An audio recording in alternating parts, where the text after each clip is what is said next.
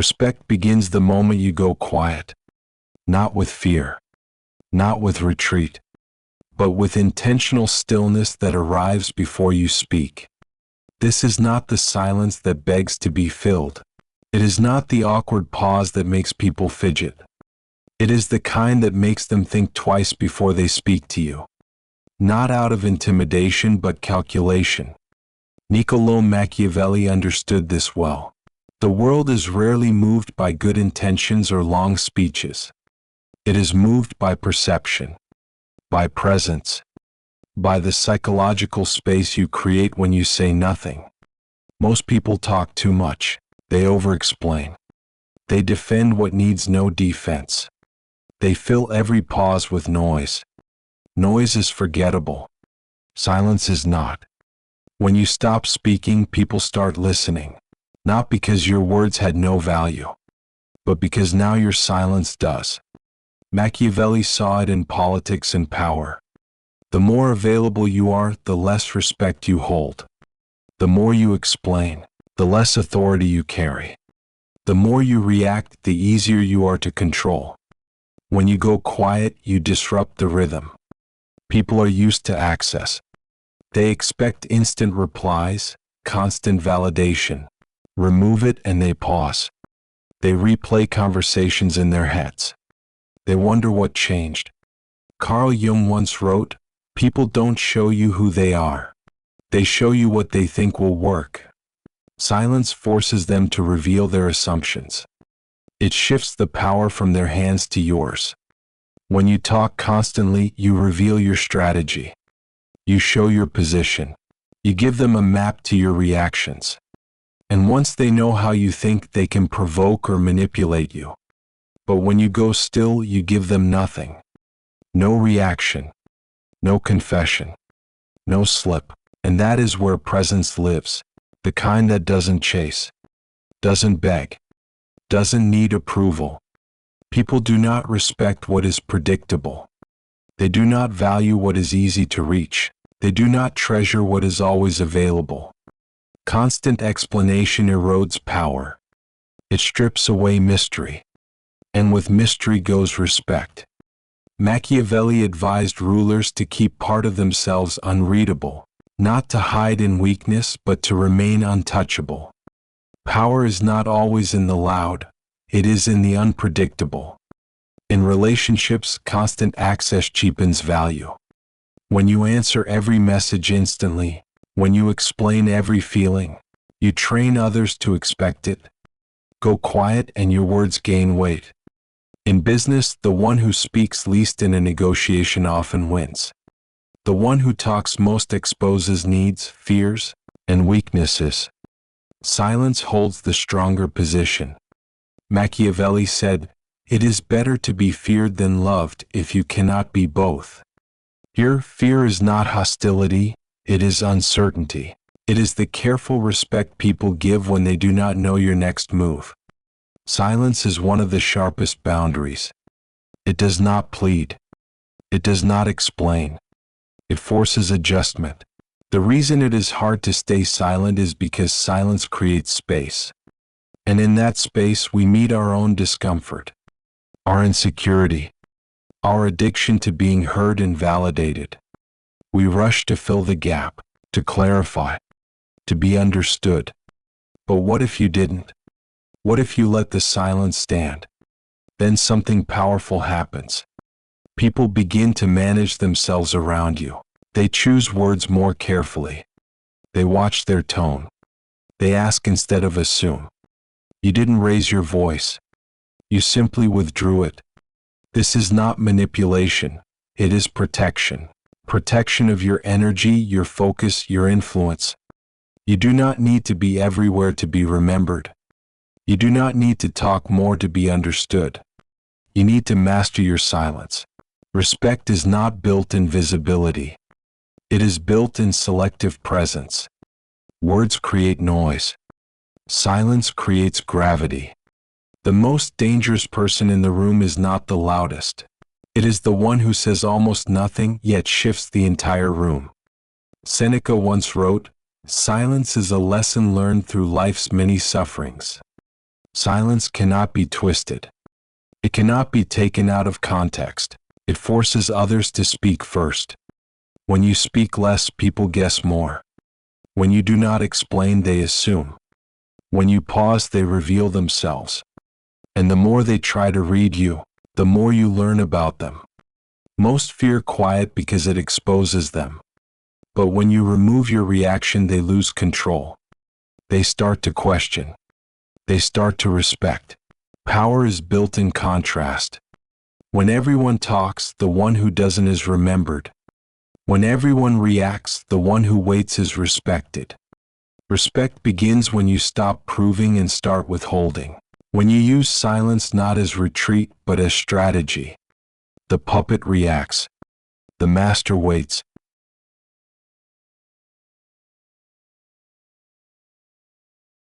Absence is not neglect. It is not avoidance. It is a deliberate choice to create space for value to grow. Most people believe constant presence builds trust. They show up everywhere. They answer instantly. They keep themselves in sight, afraid of being forgotten. But constant presence breeds familiarity. And as Machiavelli warned, familiarity breeds contempt. The more people have of you, the less they value you. Carl Jung once said, "Until you make the unconscious conscious, it will direct your life and you will call it fate." Strategic absence makes the unconscious visible. It reveals who truly respects you and who only uses you. When you step back, people react. Some will reach out because they miss you. Others will resent you because they lost access. Both reactions are information. Absence is not a game, it is a filter. It shows you who values your presence for what it is, and who valued it only for what they could take. In relationships, absence creates space for clarity. When you are always there, others stop asking themselves what you bring. When you step away, they notice the difference. They notice what was effortless when you were present becomes harder without you. In business, absence reveals structure. If your team collapses when you are gone, it shows you where dependence has replaced strength. If they function well, it shows your leadership has empowered, not controlled. Strategic absence is an act of discipline. It is resisting the urge to insert yourself in every moment. It is trusting that your influence can survive without constant reinforcement. Nietzsche said, "Invisible threads are the strongest ties." Absence strengthens those threads for the right people. It makes your connection more intentional. It teaches others that your presence is a privilege, not a given. The fear of absence comes from ego. We want to be seen. We want to be remembered. We fear that if we step back, we will lose relevance. But presence without impact is just noise. Absence without purpose is just neglect. Strategic absence is neither. It is the art of letting people feel your value without you having to constantly prove it. When you return after a deliberate absence, you return with more weight. Your presence feels chosen, not obligatory. Your words carry more influence because they are no longer routine. People often confuse availability with loyalty, but availability is not a sign of commitment. It is often a sign of poor boundaries. Loyalty is proven in what remains when you are not there. Machiavelli advised rulers to guard their presence carefully, not to disappear without reason, but to appear when it matters most. The rare appearance creates anticipation, and anticipation multiplies respect. In your personal life, stepping back also reveals dependency patterns. Who checks in without wanting something? Who fades away the moment you are not immediately available? Absence allows you to see the truth without confrontation. It shows you where your energy is being appreciated and where it is being drained. But strategic absence is not an excuse for emotional withdrawal. It works only when your presence, when offered, has real substance. If you vanish without having built trust, the gap means nothing. If you vanish after proving your worth, the gap means everything. Marcus Aurelius said, The soul becomes dyed with the color of its thoughts. If your thoughts are shaped only by the constant noise of others, you will never know your own color. Absence gives you the space to see it clearly. The discipline of strategic absence is knowing that you do not need to be everywhere to matter. That's sometimes the most powerful thing you can do for your influence, your relationships, and your peace, is to step back and let your absence do the work.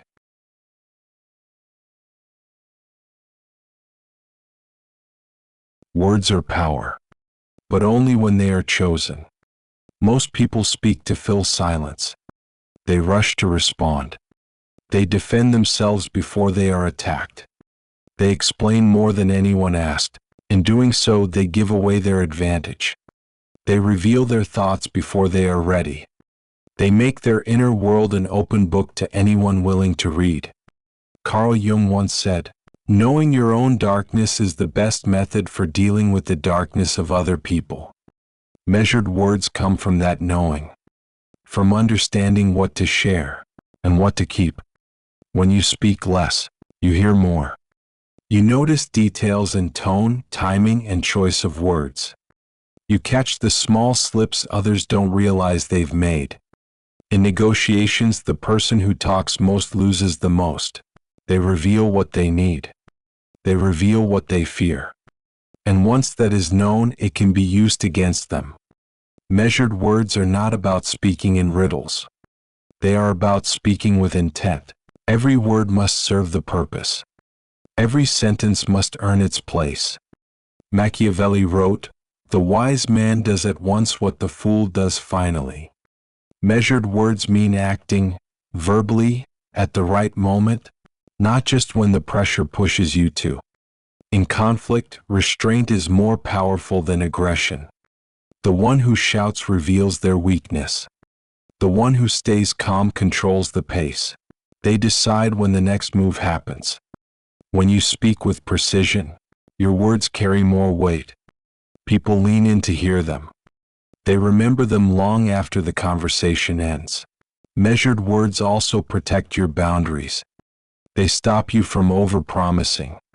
They prevent you from committing to things you will later resent. Nietzsche said, "Silence is worse.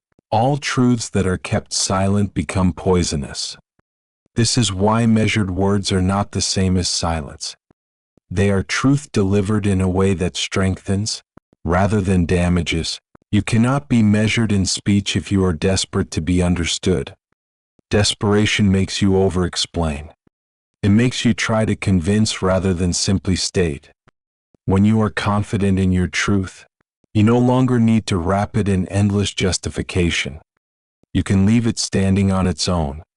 People respect the person who does not rush to fill every pause. They respect the one who chooses when to speak, and when to let the silence speak for them. The discipline of measured words is not built overnight. It is built through practice, through resisting the urge to answer immediately, through learning to pause, even when your emotions want to react. It is the choice to respond, not the compulsion to reply. When you master this, your voice becomes a tool rather than a leak. It builds influence instead of giving it away. The loudest person is rarely the most powerful. The one who speaks with purpose, and can stop speaking when they choose, will always control the room.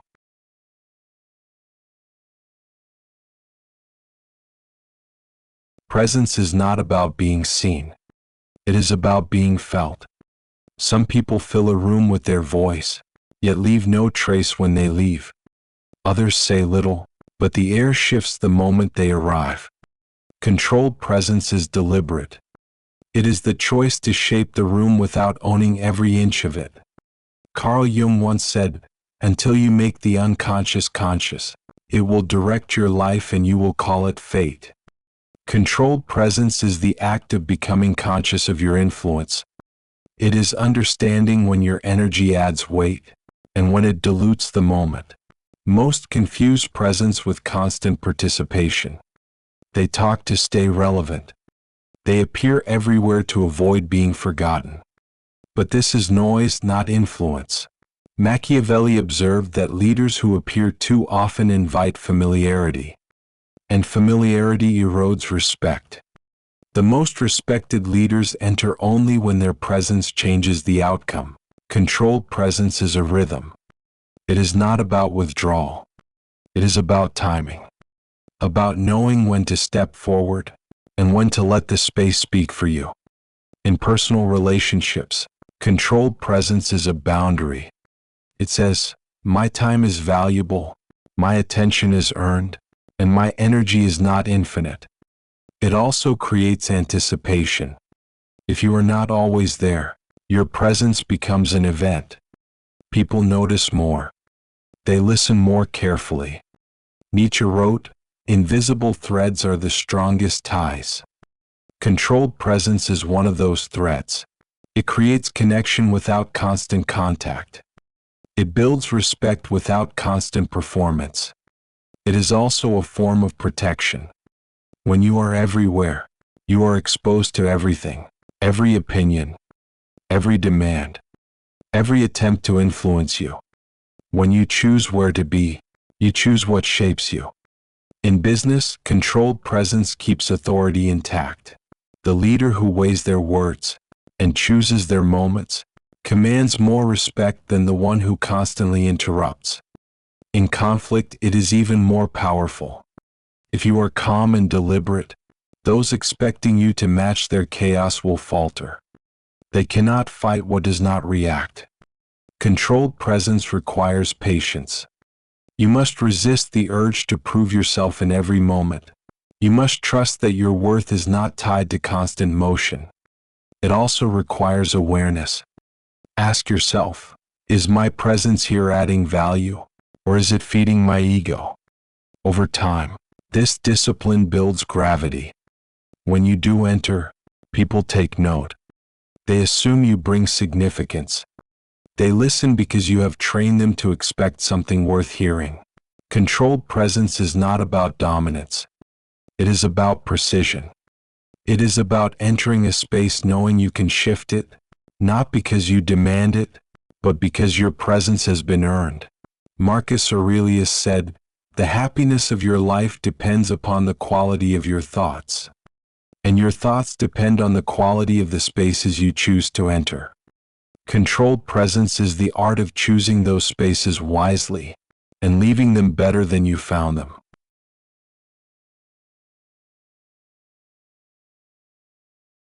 An impression is not built while you are in the room. It is built in the silence that follows after you leave. Most people try to impress by doing more. They talk longer. They take up space. They chase attention. But attention is not the same as impact. Attention fades. Impact stays. Carl Jung once said, you are what you do, not what you say you'll do. An impression is the result of consistent action, not exaggerated promises. To leave an impression, you must first decide what you want to be remembered for. Not in theory, but in feeling. Do you want to be remembered for noise or for meaning? Machiavelli understood the value of decisive moments.